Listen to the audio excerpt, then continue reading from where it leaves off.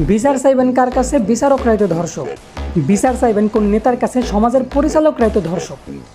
যদি এমনটাই না হইতো তাহলে প্রতিটা গ্রামে একটা করে মেম্বার আছে, প্রতিটা ওয়ার্ডে একটা করে চেয়ারম্যান আছে, প্রতিটা উপজেলায় একটা করে এমপি আছে। তো মেম্বার যদি তার গ্রাম রে, আর একটা চেয়ারম্যান যদি তার ওয়ার্ড রে, আর একটা এমপি যদি তার উপজেলারে সুরক্ষিত রাখার চেষ্টা করতো, তাহলে আজ বাবাহারা মেয়ের ধর্ষণের বিচার চাওয়ার জন্য মায়ের দুই হাত তুইলা কান্না করতে হতো না।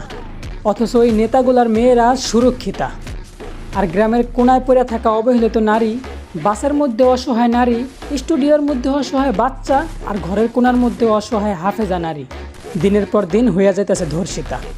এই দেশে ধর্ষকের পক্ষে কথা বলা উকিলদের কথাগুলা প্রশাসন খুব ভালোভাবেই মাইনা নেয়।